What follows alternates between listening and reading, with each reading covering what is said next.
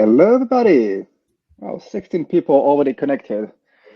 Congratulations for being on time and very punctual people. Including the speaker. Including the speaker, right? All right, we will wait for a couple, like 1 or 2 minutes tops for the people to connect. And then we will start the debate then. All right. Well, from New York. Hi, Jeremiah. From London. Good. Okay, from Chennai. Wow, we have a pretty international audience here. Yeah. Awesome. Okay, from Paris. That's a classic. I mean, sorry, a classic, but we are French-German company, so we split that too. Hello, Stockholm. Hello, Poland. Wow, amazing. Yeah, that's cool. Seems to be an important topic. Right. International. Yeah. Oh, from Luxembourg. Awesome. All righty. Let's see. 26 people. That's a good basis. Okay. I guess we can start maybe then with the introduction, and then what do we say if we're always bring more people then, right? Okay, let's get started. Hello everyone and welcome. We are thrilled to have you here today for what's sure to be a thought-provoking discussions. At least I really hope so. So whenever you've been patiently just logging, you're in the right place, and let's dive in. AI is inevitable. That's a sure claim. Now it is actually transforming industries. It is pushing the boundaries of what's possible and driving massive innovation. Yet the conversation around the impact still doesn't get the attention it fully deserves. We focus so much on AI potential to solve problems that we often overlook the reality of the resource hungry nature of AI. That's why Pruna AI exists. We are AI efficiency experts, recognized at top-tier machine learning conferences, and our mission is to make AI models smaller, faster, cheaper, and greener. Speaking of greener, today's debate is called, is sustainable AI a real thing? So sustainability usually gets broken down into 3 pillars: environmental, social, and economic. Why it's hard not to overlap one with another, since we only have 1 hour, we'll mainly focus on the economic side of things today. And you probably heard of the famous slide from the Brundtland reports. Sustainability is about meeting today's need without messing it up for future generation. So let's ask the hard question, the hard truth. Does AI actually fit into that? Or if we're brutally honest, would the most sustainable approach be not to use AI at all? Should we accept that the cost of innovation is a bigger carbon footprint, or can we truly make AI greener without compromising its capabilities? As you can see, we had to ask some uncomfortable questions, and to answer, we brought 2 experts. And before we get into their perspectives and debate whether sustainable AI is possible, let's have them quickly introduce. Léah, do you want to get started? Thank you, Quentin. Yeah. So my name is Léah Goldfarb. Just to give you a little bit of background on myself, I'm American. I grew up in Pennsylvania, not far from 3 Mile Island, and my family did evacuate when there was the nuclear power accident there. So at a very young age, I became aware of the impact energy choices have on our life. And that inspired me to go on and get a PhD in physical atmospheric chemistry. And then I've worked more than a decade in international science policy, looking at questions of sustainability, including working for the International Council for Science, which brings together the academies of science looking at sustainability, and working for the IPCC at the TSU, the Technical Support Unit. Then I worked in the private sector. I was the environmental impact officer for Platform SH, which is a PaaS, platform as a service. And that's where I really learned how to correctly calculate cloud impacts and cloud emissions. And I am currently an independent consultant based out of Paris. Awesome. Stephan? Perfect. I can make it shorter even, I guess. So, I'm Stephan, one of the co-founders of Pruna, and Control already introduced Pruna. And I guess most of the people here in the call might know what Pruna is, right? We care about efficiency of machine learning. I'm also a professor at Technical University of Munich, where in my lab we, of course, work on efficient AI, but one other aspect is also reliability, which connects actually a lot also to a sustainability discussion. That's all from my side. Thank you, Stephan. Almost ready to dive in. Just a quick note on how we will run things today. And by the way, I hope my sound is now better for the mic. Thanks, Frank, for noticing. This session is being recorded, so if you registered via Livestorm, you will automatically receive the recording in case you need to step away early, and that's perfectly fine. Questions are absolutely encouraged, so please drop them into the chat anytime. As your moderator, I will do my best to use them as follow-up questions during the discussions, and if we have too many of them, we will reserve 15 minutes at the end for a dedicated Q&A. Now, to kick things off, I have a first question for our two experts. If AI's environmental cost keeps rising, do its economic benefits still make sense? Who wanna go first? Ladies first. Okay, so let's put this first in context. So the IEA, the International Energy Agency, estimates that AI uses 1% of the electricity use in the world currently, and that's supposed to double by next year. So where we go from there will depend on which scenario we get into. And in looking at balancing, the three pillars of sustainability, there's been a study by Shamir Nahar who looked at the impact of AI on the Sustainable Development Goals as developed by the UN. And she found that there were mostly positive impacts for poverty alleviation, health, and gender equality. This was 2024. She was looking at 22 countries. And then she found negative impacts in the majority of countries for the inequalities, the growth of inequalities, responsible consumption and production, and for life on land and life in the water.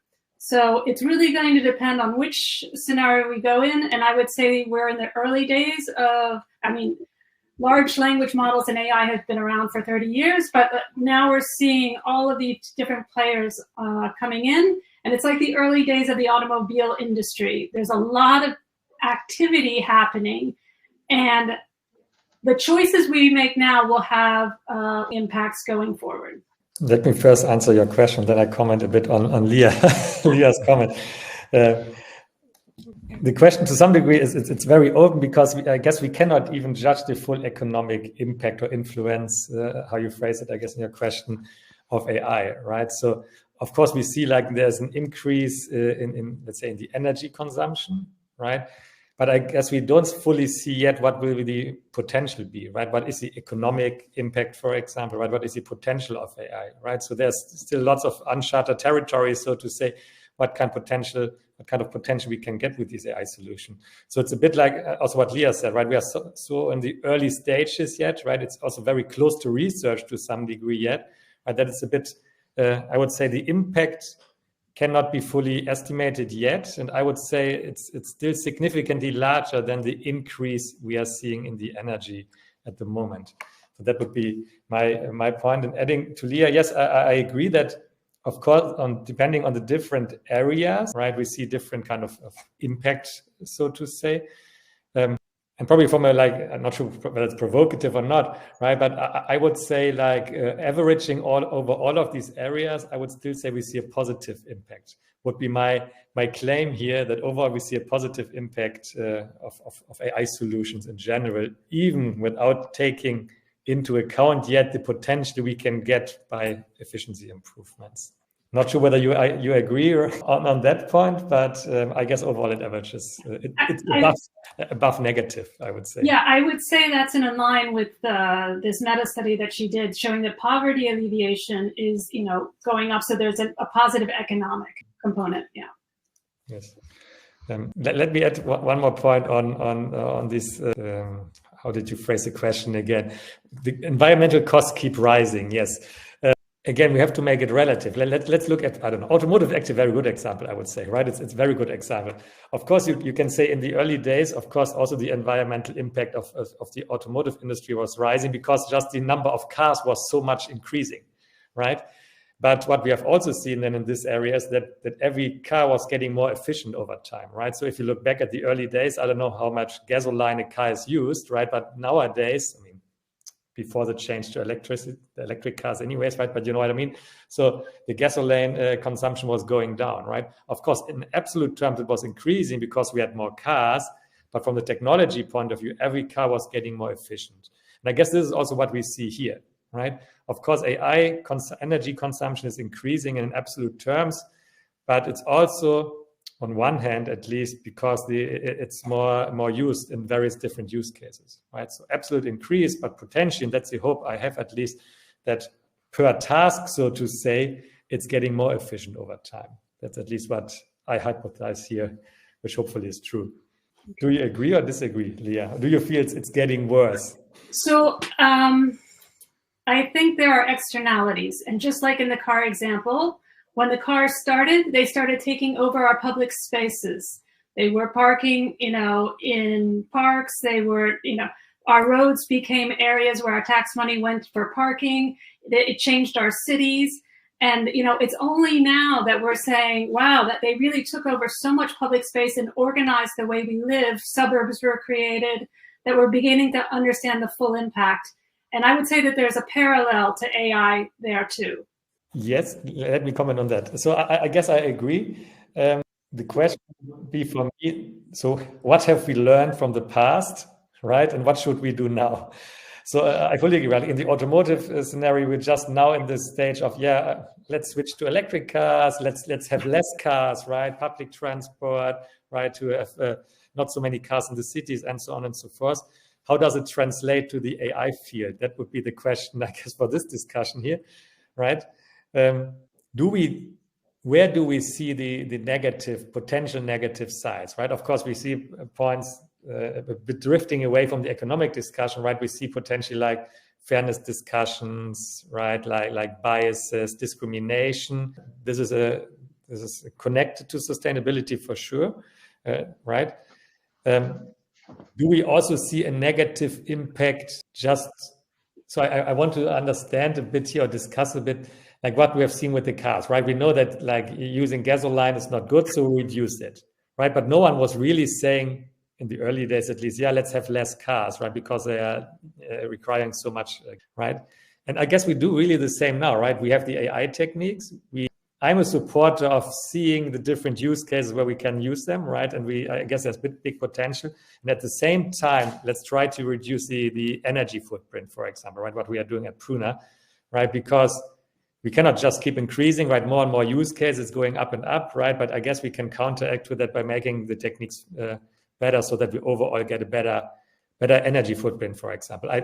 I don't believe, just to be also open, that in the next couple of years, the absolute energy consumption will decrease, right? I guess it will go up, but just because there's more need, there are much more different use cases. So in absolute terms, it will go up, but relatively speaking, I guess we make a lot of improvements there.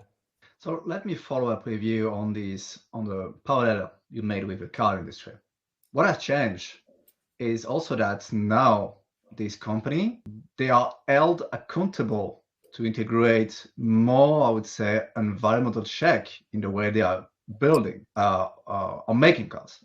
So let me ask you then, if now companies, I guess it will be mostly tech companies, but not only, it could also, it could be any industries, by the way, it could be the FSI, the healthcare, whoever use AI, any companies, if they were held accountable for the AI carbon footprint, how do you think might that change the approach to AI development? Stephan, do you want to take this one first and then I'll... Yeah, I can go first. I somehow like this idea if we do it right. So like it should be an incentive for companies to tackle this sustainability aspect of AI, right? It shouldn't be like strict regulations, so to say, right? You could say, essentially what we have a bit now in the car industry, if I understand this area correct, right? They have like this kind of hard budget on CO2 emissions, and then I guess they have to pay money for every ton of CO2 they are emitting, right? So it's like a negative, and it's like a punishment, essentially, right? I could see if you like do it in a positive way, right? I don't know, rewarding the companies, whatever this means, right? I'm not an expert on this side, but like giving some reward if you have better solutions, right? If you care about sustainability, if you care about energy consumption as an example, right? I guess that could actually even help, right? So it could like stimulate innovation that companies take this more seriously, that they investigate what is possible, which could much faster lead us to better solutions, right? If you don't give an incentive, right, then, I mean, companies, okay, I have to answer now a bit longer.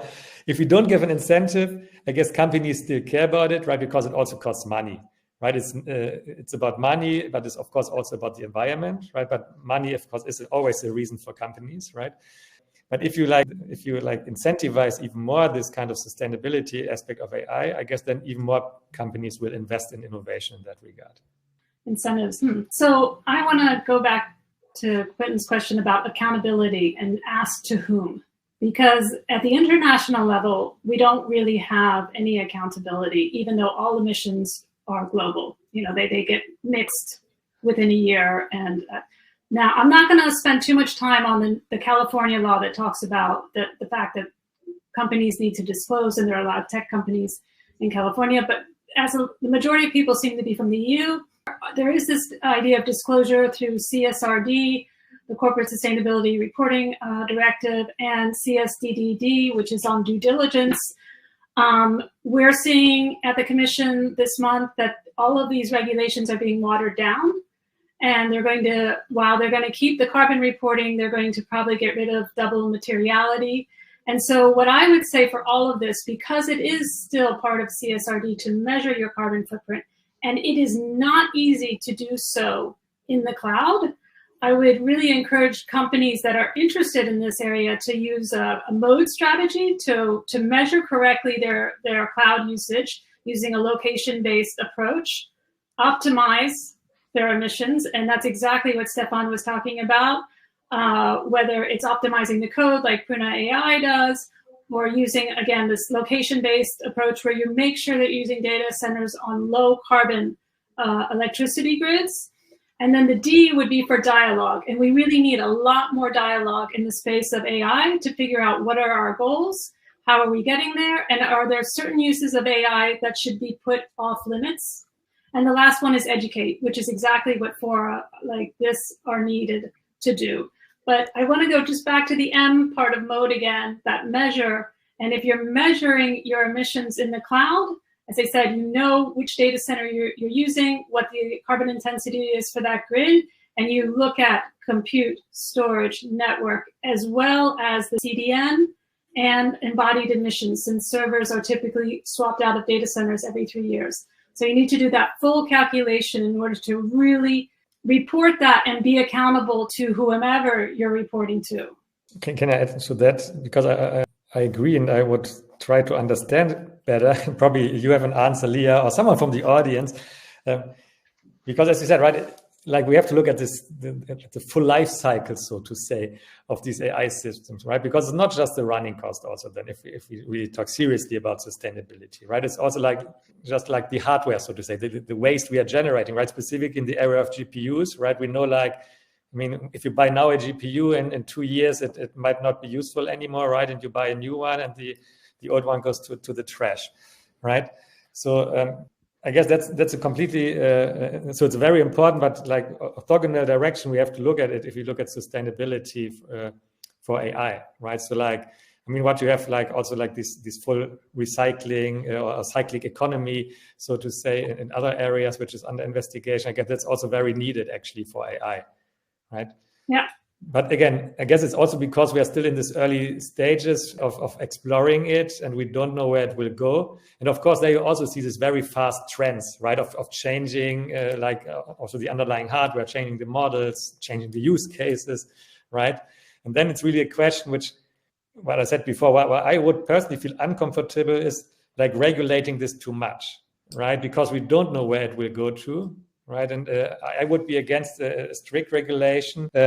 I would be more, as I said, for incentivizing people to look at that, right? Rewarding them in some way if they have sustainability on a hardware level, right? Or as you said, having their compute centers in regions in the world where it's colder, right? So you don't have to spend so much energy on cooling, for example, right? Or developing efficient algorithms, right? As Pruna is doing.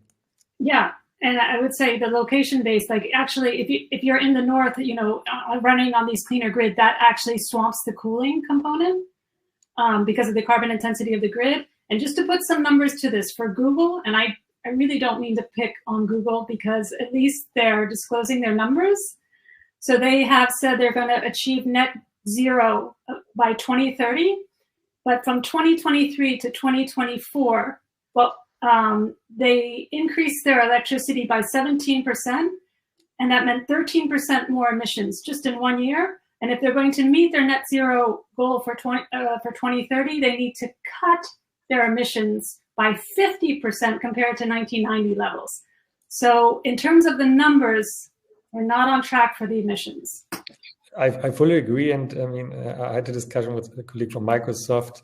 They were somehow on good track before the AI hype happened. I have to admit that, so to say, as an AI researcher. So before that, they were on good track with like renewable energies.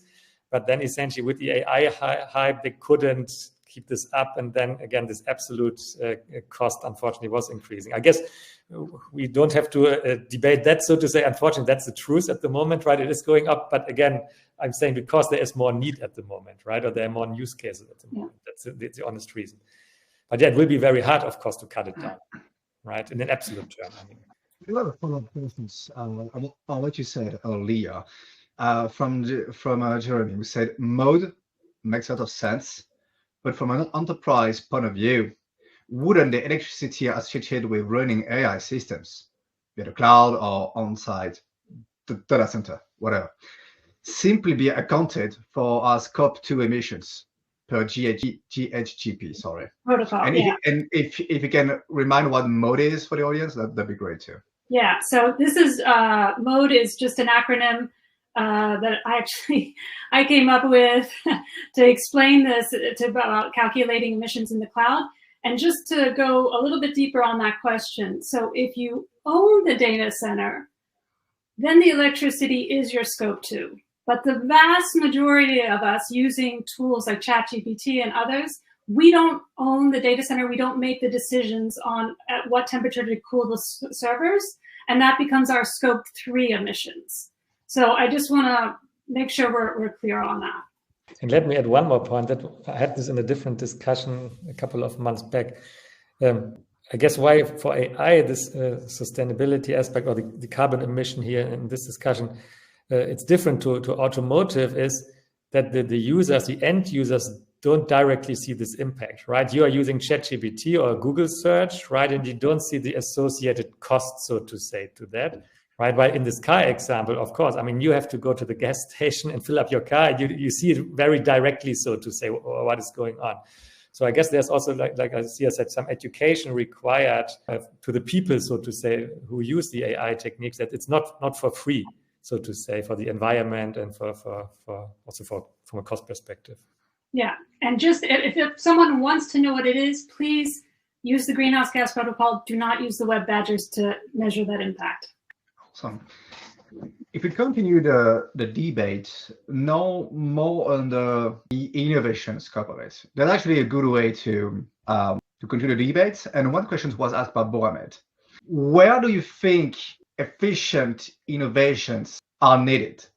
Mohamed mentioned, for example, specific neural network architectures or computing architectures or superconductors. So he gave a few examples, but without giving the answer, where do you think now efficient innovations is needed for AI, for sustainable AI? Do you want to go first? I have an answer. All right. So here I would say there are two buckets. There's the technical bucket, which the question is focused on, and there's the non-technical bucket. And I'm actually going to start with the non-technical bucket, which is the dialogue of the mode strategy. So if we could decide what we're not going to use AI for example, deep fake videos, disinformation, things like this, that actually the video in AI is quite resource intensive. We could be reducing a lot of the impacts that we're seeing. And if we broaden the question even to data centers in general, probably crypto as well. So, there's a lot of possible reductions in emissions we could have if we had the dialogue about what we're not going to use AI for because it is resource intensive. So that's that bucket. So then on the technical side, what we found in terms of just general computing of greenhouse gas emissions in the cloud is this knowing which data center you're using and if it's on a clean grid. And you can go to a site like Electricity Maps, their app, and they'll give you real-time consumption and production of electricity. They give you the carbon intensity. They show it really clearly. If it's green, it's clean. And then you can choose to run your instances on the data centers that are using that renewable energy or low carbon energy. So that that's your biggest gain when we did the calculation. It could be a gain of a factor of 10, can be just by choosing those type of centers. Then it's exactly what Stephan said about the optimization of the code, just running lighter instances. And so there can also be additional gains there as well. Okay, let me reply. And I guess here we have a point where I potentially disagree a bit stronger on the first side, on the non-technical part, right? Because you say we should decide where we don't use AI on which use cases, like fake videos or deep fake videos, however you want to call it, right? AI-supported fake messages. I guess in this example, we agree, I guess, right? But the technology which is used for like fake videos, it's more general anyways, right? It was like, I don't know, for like the movie industry, for example, right? So my point is, first of all, who can decide on that, right? Who can really regulate such use cases? And then again, it's like the technology is anyway not just for this use case, I would argue. Right? It's like, I don't know, you can use any kind of medication for good and bad purposes, for example, right? And similar here, right? You have like video editing tools, which can be used for some more useful topics, right? Like movie generation, but at the same time, you can generate fake videos, right? So I feel it's very hard, and I would potentially even say it's not impossible, but very, very hard to regulate that, right? And then those people who want to generate fake videos, we cannot anyway control them, would be my feeling, right?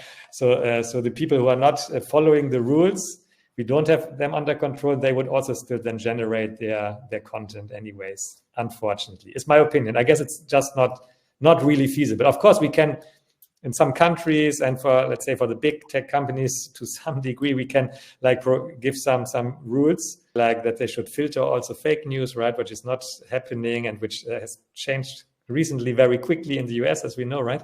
Anyways, side discussion. So I somehow doubt that we can in this direction make a lot of progress. I guess it will be very slow, very cumbersome to do that. It's my feeling on the non-technical side. I would love to do that. I agree with you, Léah, but I guess it's just not feasible. For the technical side, and my answer would be there are many different facets and all of them are important, right? It's the algorithms for sure, right? Of course, in this debate today, I have to mention like DeepSeek, right? It has been DeepSeek. It has been happening 1 or 2 weeks ago, the big news, right? Of course, the model was known before to the community, right? But now it became more like visible to the general public, right? You have seen it is also possible to have advancements. Look at Pruna, it's possible to get algorithmic advances on efficiency. But as I said before, it's not just that, right? I also believe it's on the hardware side, right? We might see other completely different chip architectures. We see already now specialized chips, right? TPUs or the big players have their own architectures, more or less. We might see completely different architectures. I don't know whether quantum computing will be a thing, but there are very different other architectures, right? Which are investigated from a research side. So on the hardware level, there can be a lot, in my opinion. And then, of course, on the, as Léah said, on this, I don't know how to say it, like in the general kind of how to host this hardware, so to say, right? Where to place your hardware, how to cool it down. There can also be advances, right? So in the past, people have cooled like computer centers with air, and now, of course, it's natural to cool it by water, for example, right? There can be a lot of advances from that kind of classical engineering perspective, so to say, how to make that better. So my point being, it's not just a single aspect, right? There are multiple players, and everyone can help a bit to make it better. Yeah, and there's a question of, should this be more open source as well? That would be another non-technical discussion. I agree. That's there on your side, I guess. Then I wanted to follow up on a non-technical side that you mentioned. Everything you mentioned, for example, about is an actually good example, but we also have other things like moderations, fact-checking, and all that could be powered by AI. Recently, for example, removed by some tech companies like X or Meta at some point. So speaking of that, I wanted to have your opinion on another side of the sustainable AI, which is, do we have then a moral obligation, maybe at some point, to slow down on AI innovation if it means protecting also the future generations? Because we told in the beginning, about the Button reports and what they really say as a fundamental principle. The question is, like, do we have a moral obligation maybe to slow down on AI obligation or not? Stephan, do you want to go? Yeah, I can go first again. Do we have a moral obligation? I guess the actual question is how to advance responsibly, right? I don't know whether slowing down is the answer, right? And probably what does slowing down mean, right? As I said, right? I guess it means advancing responsibly, right? Because again, I guess that was my very first point in this webinar. I guess there's a lot of positive impact possible with AI. And I would not feel comfortable in like stopping this positive impact, right?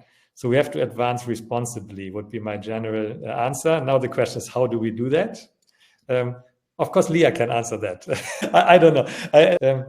I guess we can give ourselves some standards for sure, right?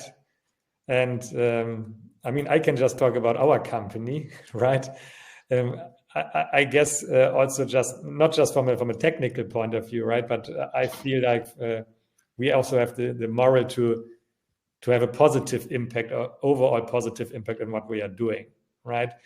Of course, I don't know what other companies have as an agenda, right? But I guess it's very hard to dictate again that kind of advancements, right? In my opinion, it's very hard to regulate. But I guess this is how it should look like, right? So slowing down, no, but advancing in a responsible way. Sorry, I'm repeating myself. Léah. Okay, so I'm going to start first on the technical part, and then I'll come to the moral part. So on the technical part, the question is, what's the goal here?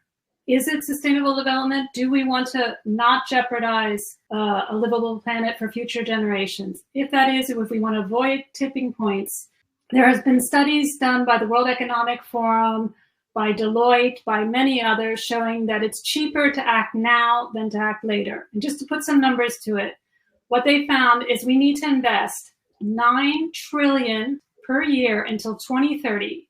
And if we can do that for about $45 trillion and really implement renewable energy sustainable practices, we will save 1,200 trillion by the end of the century. So, it's a 28-to-1 bet if we can do that. But that means if we invest, and it would be international coordination and everything else, that we make a decision that the long-term gains are worth the short-term pain of the financial pain. And just to put these numbers into perspective, so this 9 trillion, what's in discussion right now in the United States is a 4 trillion tax cut to the billionaires, the most rich, if Europe and the US could put in 4 trillion, then the other countries 1 trillion. We could do this, year over year. I mean, it is possible if we decide to invest in it. So that's the technical economic component of all of this. That's assuming a certain scenario, but let's just consider that, as the baseline scenario. So then in terms of the moral one, I'm actually going to shift that question now over to the AI side and refer to someone who knows AI better than I do, who is Yoshia Bengio. And he is one of the 4 founders, as you know, of AI. And he is arguing for a moral slowdown, to have this discussion, to have this big tent approach, to understand better the risks.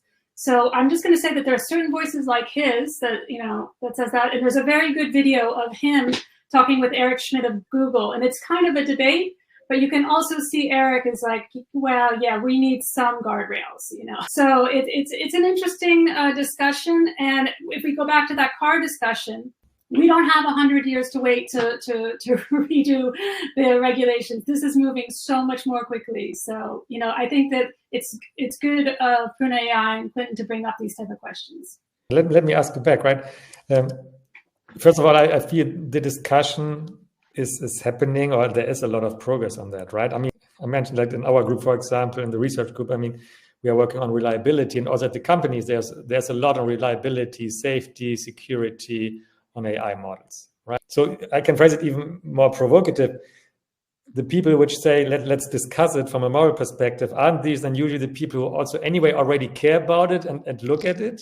And the people which don't want the moral slowdown, they anyway don't care about it. So bringing it back to the point is how to actually do this, right? Okay. So how can we actually make this possible, right? Because I believe the people who care about it, they already take it somehow seriously, let's say, right? Of course, I mean, if we look at OpenAI, right? There, I mean, we have all seen all these dramas of people leaving, right? Because they might have changed the agenda, right? Of course, there are certain decisions where companies make a decision, okay, do we follow like the full economic path only, right? Or do we take more like the safety moral direction, right? Of course, there are like these kind of points in time when companies make these decisions. My question is again, how can we really guardrail that, right? I don't see it. Yeah. So there's the ideal solution, which is like a UN multi-stakeholder discussion, where you have the 9 groups representing civil society sitting side by side, the governments talking about this. And there are UN bodies, OECD as well, set up to discuss AI. So like the structures exist, but the real discussions are not happening there. So if we just look at what's happened in the last 2 weeks, we've seen the announcement of the Trump administration of Stargate, and who's in charge, who has the power, who's making the decision. It's OpenAI, SoftBank, Oracle, and MGX, which is an investment firm. And they're getting the 100 billion initial funding, you know, from the U.S. government to go. And so they're making these decisions not with other governments, not with other AI companies, and definitely not with civil society, as you know, as that goes forward. So that's what's happening in practice. I agree on that part, right? And let me add one more point to this moral slowdown, right? Which people are asking for. I guess still the biggest problem is, which I see as a valid point, is not everyone will jump on board on that. And then the advancements, or let's say, let's call it the negative advancement, will happen somewhere else. That's really my point on that. And I would rather be on the forefront of also following the advancement, but then again, doing it in a responsible way, right? So I don't really see this kind of moral slowdown, or how it has been phrased. I'm not supporting that for that reason, because I guess otherwise we will lose, because we don't have this UN, even the UN in the current form, right? It's not how it should be in the best scenario, right? It's not that we have this institute or this kind of a panel, so to say, where everyone comes together, right? And this is a topic where then everyone needs to be on board, and that's unfortunately is not happening.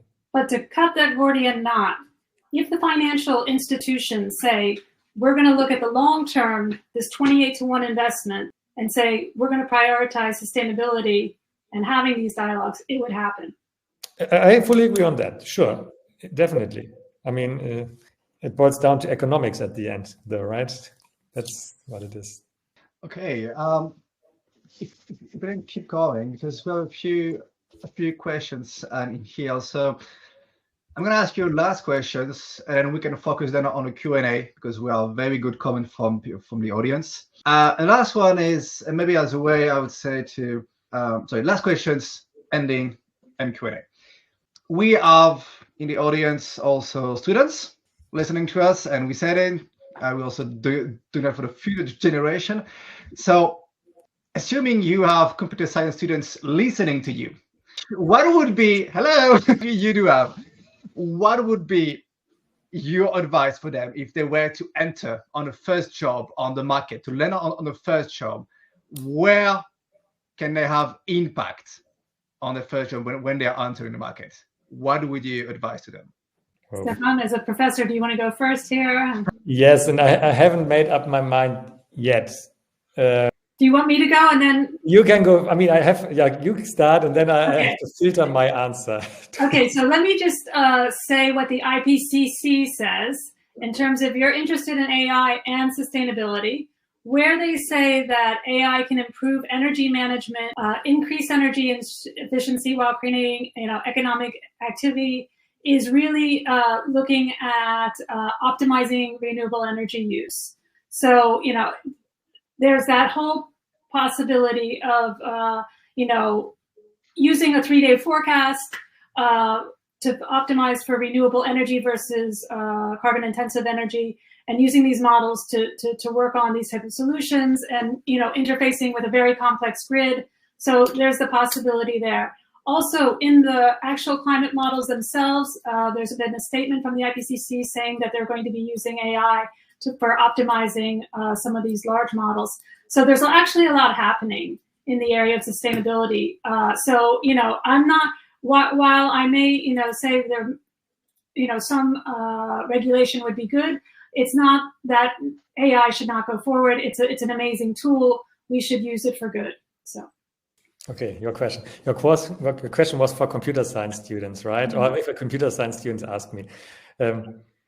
If I'm honest, I guess I see, okay, so of course everyone has preferences on what kind of interest one has. But if I have to look at where is the majority of jobs and where you can have potentially the biggest impact then on average, so to say, right? If you pick a job, so to say, I guess you should see where AI can be used in a specific scenario which has a sustainable impact, so to say. Let's say AI for, I don't know, agriculture, let's say, right? Where you like Earth observations, for example, right? So like you're using AI to solve an application which is connected to sustainability, right? The use of AI. I would say this would be the honest answer, because I feel like the development of AI, right? This is like a smaller market, right? Of course, these IT companies are very big, right? And there's many different models are developed and so on and so forth. But I feel there's an even larger market where these models will be used, right? So where these models will be used. And if you really care about like a very big impact from the sustainability point of view, then potentially my advice would be like, pick a domain which you're interested in and see how to use AI in this domain and how to advance it, right? That's of course the point. All righty. Wrapping up on the debate questions. So now I'm moving only with the audience questions. So a word for everyone listening. If you have questions, keep the flow coming. I will be your voice. I will take Matthias' questions first. It's about the research. The research in AI/ML, by the way, is often targeted at publishing as much as possible.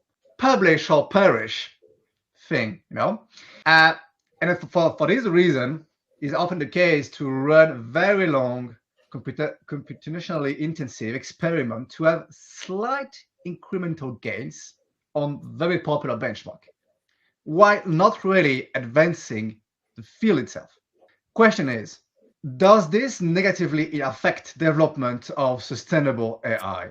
Should we change this way of approaching research? I can start because I guess, okay, there are many answers to that question. I don't know the background of the person who asked it. First of all, from a researcher point of view, even small advances in research are important in many cases, at least, right? We usually do small steps along the way, right? And I guess neural networks are actually also a very good example, right? They work for many years. So they did not work for many, many years, right? And then at some point we had the point where they worked, right? So I guess these small steps are actually not bad in general, but I know what you are referring to, right? Specifically, like you have like benchmarks and you improve it by some tiny amount. I guess what should be done, and we do this, of course, we are also looking at efficiency of techniques, right? You should not only look at one number, right? It's not just the accuracy of your specific task, right? But there is, for example, the energy consumption of the model, right? And there are many other metrics you can look at. so to say. And you have to find a trade-off, right? There is no free lunch, right? You can get the best performance, but then you need more energy, right? You can have the fastest car, right? But then you need more gasoline to let it run, so to say. I guess the point is probably the research, and this is not the majority of the research, there I agree, right? But probably the research can look at more the different facets, what it means, right? Not just performance, but for example, energy consumption. And then you can look at, then you can optimize these different metrics, right? And you can focus on one or the other goal. Just at one point I want to say, right, because that's somehow what also actually companies are doing. They do not always care about improving only the accuracy, let's say, right? Let's say you're a big company who places ads, for example, right? Of course, you can develop, that's a true story, right? I don't tell the company, but you can get better accuracy in ad placements, which costs more in compute, but then the addition, it doesn't pay off, right? Because this extra compute you have for the slightly better algorithm, it doesn't give you back in terms of having better ad revenue, so to say, right? So companies are doing that actually, right? You might not see it in the publication, but companies care about, at the end, about the overall cost, for example, right? You might get better income, but if you spend twice the amount of money, then it's not helpful at the end.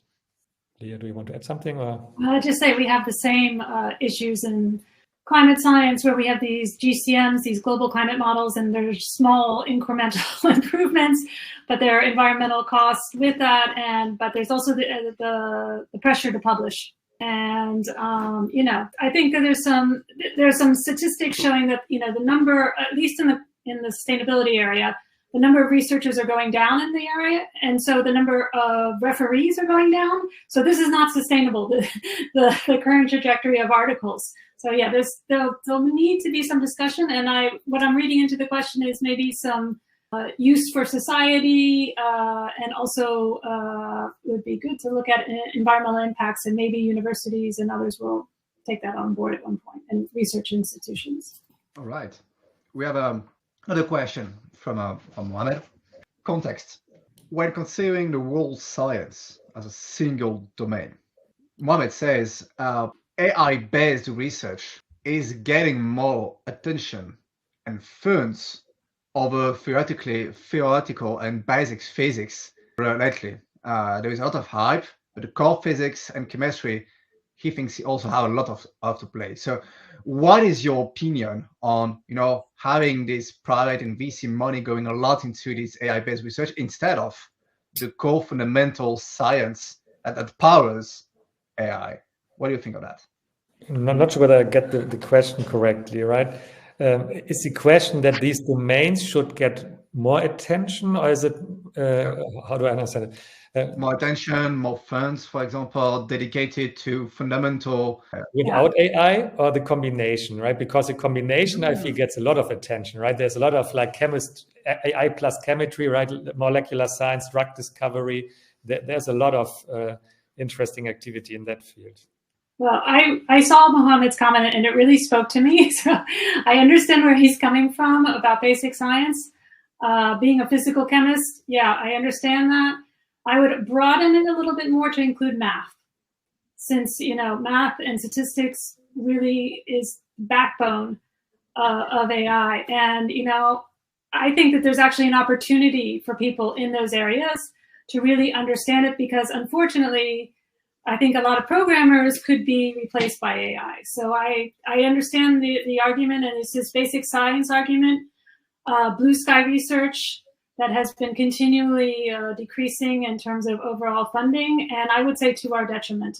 But that's the world we're in right now. But maybe that's also because scientists are not getting out making this plea for the need to the wider society. So there's a question of why spend on it, which is unfortunate. I agree. And I guess there is still a lot of, also from the AI side, because you mentioned mathematics, I guess there's still a lot of work to do to really understand what AI is doing, right? Like the theoretical foundations are not well understood.